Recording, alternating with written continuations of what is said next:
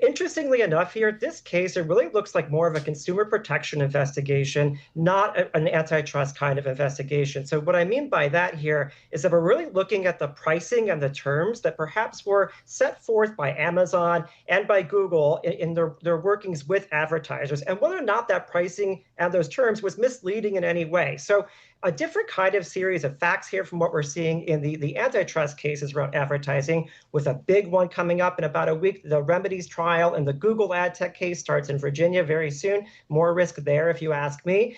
But this one here really focused on those pricing policies, it looks like, at those companies. And the remedies here probably nowhere near the kind of breakup risk that we would see in a more antitrust aligned case.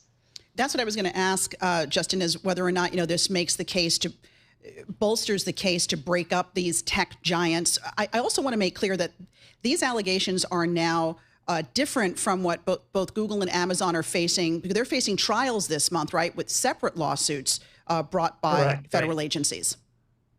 Yep, that's right. So you're hit the nail on the head there too. This is really more related to search issues and search advertising, which, interestingly enough, that's what we just had that huge remedies ruling on in the Google search case, right? And in that case, there was a lot of discussion in the remedies about increasing transparency in pricing for the text-based search ads, right? So one could actually say a lot of those remedies are already on their way to being implemented as part of that ruling, number one. Number two, yeah, absolutely. The Google case that's pending, that's about open web advertising on websites, the little ads you see when you might go to Bloomberg.com or CNN.com, for example, that pop up on the side, separate and apart from search ads. And then the Amazon trial coming up this month, that's about Amazon Prime terms, right? And whether or not there was misleading kind of behavior and how that was sold to consumers.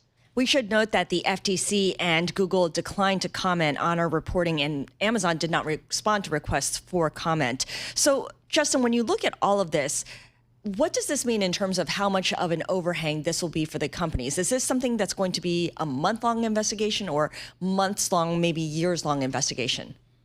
Right, and I think the latter, definitely, Scarlett. Right. So I think just now, and great reporting, by the way, as usual, by our colleagues Leah Nyland and Josh Sisko over at Bloomberg News. But I would say, we're really early on here, I think, is the story. If they're just starting to look into these allegations, these things can take years, absolutely, to pan out. A lot of times, there's no case that's even brought at the end of them. It's really about ascertaining the facts, figuring out what, if anything, happened, and moving on from there. So I don't think we'll see any more announcements from the FTC about how this is proceeding either. Typically, all of this is confidential. So as it moves forward, we may or may not see updates that come out, in different ways about the case. But it's a long-term risk, absolutely. Is this just another example, though, of how the Trump administration is dealing with big tech, do you think, Justin? Yeah, I find this a little interesting too, right? So I think, you look back to the AI action plan that came out earlier in the summer, and, in that plan language, the White House said, hey, FTC, stay away from investigations that might inhibit the growth of AI in any way. So that leads me to believe, are we looking to areas like advertising as a carve out from that messaging, right? Are we looking to different areas of tech? There might be a problem that falls out of that ambit of AI, but it seems like, there is that whiplash, right? Where the White House might have one statement on things, and there might be a visit to the White House, right, by certain CEOs on the other hand. But then you said the FTC pursuing an investigation like this. So there certainly is a back and forth, but I would say if it doesn't fall within the ambit of AI, there still is a possibility and some risk that things could be subject to investigations.